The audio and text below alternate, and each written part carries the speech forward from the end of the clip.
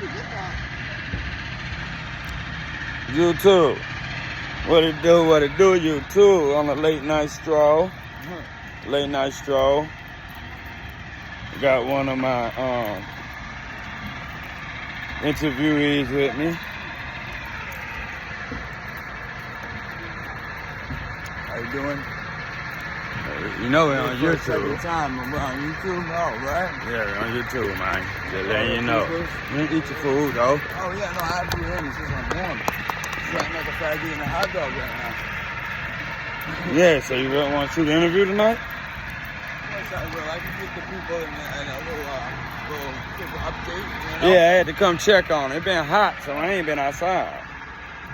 Not like that shit. It been too hot. It was goddamn near 97, about 100 degrees out there. So I stayed on in.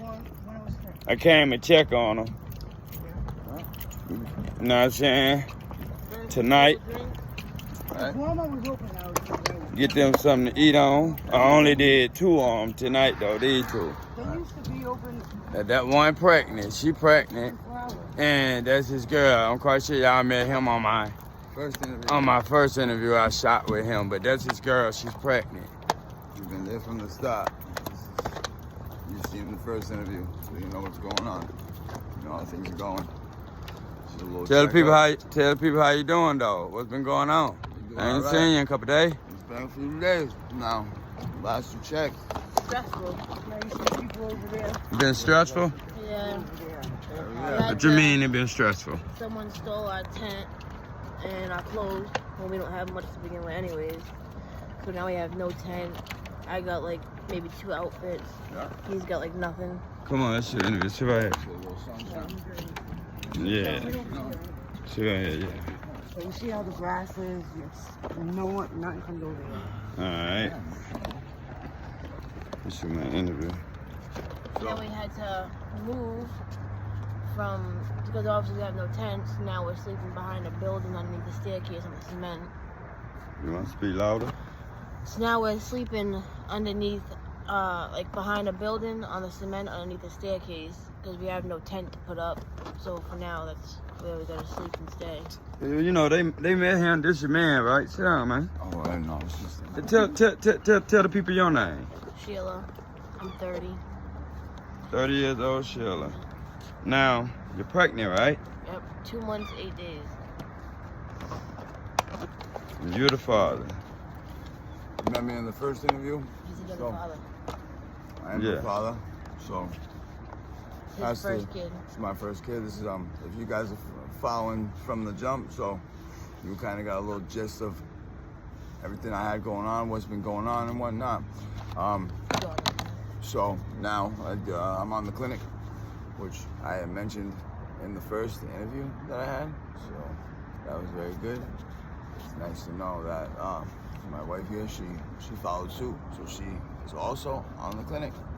And some may have their own opinions about that with her being pregnant and all, but you know what? That's just... We're trying. We're trying. And then it's a means to an end, and she's not doing dope. So, you know, that's how we're doing, you know. More things kind of went to shit. We are still trucking along, fighting through it though, you know. Been going to the clinic. All you can stay is positive, you know. You're praying to God. You got God. Got my mans over here, and his other half who always seem to come and check up on us. And definitely godsend. Got some cold drinks. It's been over 100 degrees out here. Just being stuck in this weather, always feeling as if you're alone and no one has you. And then in the little community that we have, you would think that, excuse me, I had food in my mouth. You would think that us being homeless and whatnot would be more apt to look out for each other and try to stick out for each other ourselves in that little community, you know. And really, it's the complete opposite. And it's part of my French, but it's ass backwards, you know? Now you mentioned that, I'm talking to you, Sheila. Now you mentioned that you had a father and a foster father, but we were off camera talking about that. Yeah. All right. Now, you want to tell the people what happened and why you was in foster care? So I wasn't in foster care actually. My mom got pregnant, obviously with me, and then they ended up separating. Then she got with my adopted dad, and he ended up adopting me, but he's been there since she gave birth. Where's your mom? My mom's an addict, and we don't talk. Okay. Well, where does your mom live at?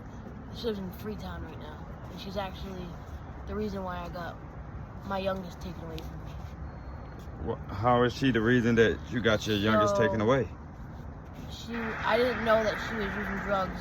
She was doing it like behind closed doors, like sneakily. One night my daughter slept there. My stepfather ended up having a heart attack.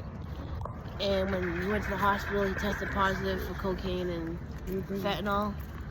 And Yeah. they ended up calling DSS. Hit him with the questions. DSS was calling my mom. She wasn't answering for like 2 weeks. And then I went there one day to do laundry with my daughter, and they knocked on the door, and they told me that I had to take. And mind you, I told my mom she doesn't have to talk to them by law. But my mom went out there and told them that she was getting high, been getting high. So they ended up telling me to take my daughter and leave and not go back there. And then my mom ended up making up lies because she couldn't see my daughter and saying I was getting high. And they ended up making me leave the home too. And then I ended up homeless for a little bit, so I ended up, for my daughter's well-being, giving temporary custody to her father's mother, so I know she was safe and had a place to sleep. And my son's 13 and he lives with his father. So you have 3. This is my That's third. your 3rd one? Now you don't talk to your stepfather, well, your adopted father. No. It's very like once in a while. Yeah, no, he's Yeah, does he know your what's going on? Yeah. Oh yeah, no. He so with that's the thing with her her stepfather, her adopted father. Now, he's a douchebag. You know, just go to school. I just wanted to keep you comfortable. You're doing good, but I know you get a little nervous. So he's an asshole, honestly, and he gets off on making her upset, stressing her out, and for a little bit, as I mentioned in the first video, one of the spots we were renting in Westport was a little shed. Made a little, literally we turned this shed into like a studio apartment. We had furniture in there, lights, hookup, lights, camera action, all that good stuff. And he would see her, literally, Not even like. and we would be sweating over 100 degrees now, and mind you, hungry, thirsty. When you're in a shed, now there's no really ventilation. Yeah. And But it's no windows already, or there's no anything? windows, right, exactly. And even, I don't care if you have that door cracked open. And on a super hot day, you'll just wake up in a pool of sweat. Yeah. And with her being a diabetic, it's even more stressful and scary because, you know, she wakes up and she's in a far worse condition she was in when she went to sleep, you know? And I will have to check her blood sugar in the middle of the night. This and all that while she's sleeping, if she don't look right, just to make sure that she's okay, you know. But we are really doing. We had to leave from there. Well, yeah, exactly. So Why did you guys leave from there? Did he tell you guys to leave? The homeowner couldn't have it no more. It was causing problems with him and his wife. What was? How was it causing because problems? she'd come out and like start problems and like make up bullshit between her and her husband, and it was just drama. Just for the hell of it, though, mind you, because as long as they are being fed crack and whatever other drug they We're doing messing around with and doing at the time, which they're still Whatever doing their it. taste of soup is. Right, exactly. Whatever their taste of soup, right? You cup of tea, yeah. I like that. Taste of soup. That's what it is from now on. So their taste of soup is fucking Cocaine. is cocaine, and her father, sure was shit. Like he's just a rotten person, you know. And she would go, literally. When I say next door neighbor, that's your adopted one, right? yes. Okay. But that's who raised it, you know. Yeah, yeah. Now, when I say next door neighbor, I mean next door neighbor. Like I could spit and hit their property, you know. And she would just be, she could be upset, asking to use the bathroom, and he would tell her like some shit, you know, that's on you, kid, figure it out. He tried to blame all of us for stealing juice, I guess, and that's right. Even when she would try to, like, she'd just go there and ask to use the bathroom. Maybe try to shower and clean. Mind you, this is a pregnant girl, you know? And she's not a rotten person. She's not a bad girl. She's a good girl. It's not like we planned to get pregnant and bring a baby into the world in this circumstance that we're in right now during this time. But it also is a blessing in disguise. You know, shit happens, you know, life happens. And we're making the best of it, honestly, because it's also the little fire and the little ignition we needed to just kind of get us to get clean and really realize what we wanted out of life, like where our priorities are at.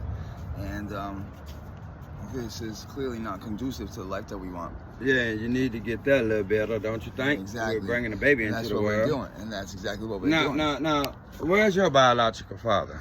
In Connecticut, North Groveland, Connecticut. That's what we're talking about. We're talking about her dad and stuff, like her adopted dad. No, I'm talking biological. No, we didn't get to he's that point yet. in Connecticut. In Connecticut? Yeah. Now, does he know you homeless? Yeah. How does he feel about that? He doesn't really say much at all. He doesn't offer any help to you? No, he says there's nothing that he can do. He said there's nothing he can do? Is that what you said? What you mean nothing he can do? Does he have a home or is he homeless? He has a home. He has a home. So we can do something. You're his baby girl. You should be in his house. I think so. And basically, he should be trying to help you get off of drugs. Right. But the only person I did have was my grandmother, and she ended up dying of a massive heart attack in my bedroom in my arms. And then, thank God I met him, and now he's the only person that I have. So you guys have each other. Exactly, because even though It's actually like we're homeless, we're both stressed out, so we're both at each other's throats all the time. you know, Why y'all at each other's throat? We're just stressed. We take it out on each other when we shouldn't. It's hard outside. But it makes you I'm pregnant, stronger, sleeping though. on the cement. It's gonna make you stronger. That's why you've been sleeping Yeah. on the cement? No, Yeah, we put underneath the blankets down. staircase. But we had blankets for someone. Some dirty. Well, I mean, Peed hey, on 'em. we're not exactly the cleanest right now, but amongst the others, like definitely the cleaner few.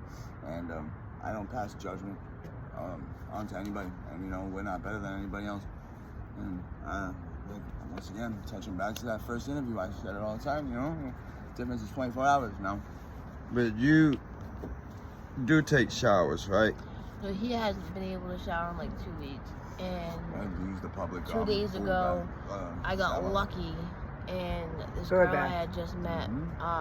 offered me to take a shower, so I was able to take a shower. That was nice of her. Yeah. Whoever she may be, shout out to her. Now, what are you doing to... I'm talking to you, Brian. Open your eyes. No, my eyes are open. I was just looking. Nah, at they it. wasn't open. All right, they were a little closed. I was meditating.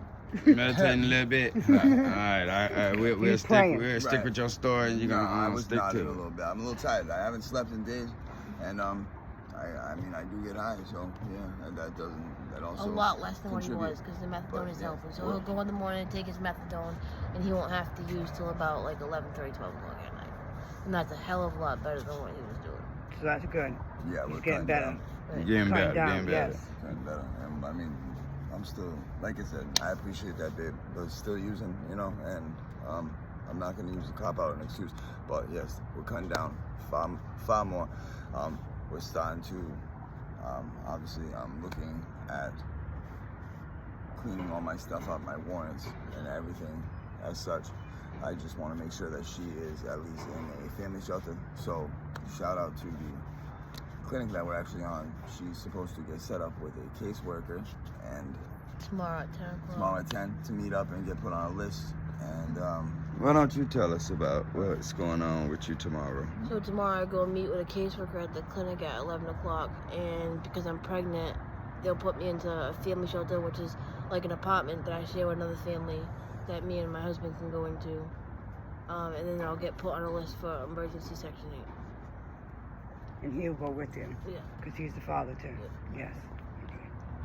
Are any concerns about going to the hospital when it's delivery day? Now, no, because I asked all the questions that I had to ask. My main concern was the baby and me being on methadone. But Okay. they said that the baby will be fine. So they said the methadone can't affect the baby. I don't shoot it, so it doesn't go right into my blood system, which is, better. Better. Yes. And I've cut down a lot. So like they said, even with the methadone, if the baby is a little bit uncomfortable, they can do something about it. They can give the baby Some something medicine. to help the baby with, if the baby is uncomfortable. No. But the baby will be fine. I really don't know too much about that type of stuff. But if you quit cold turkey, what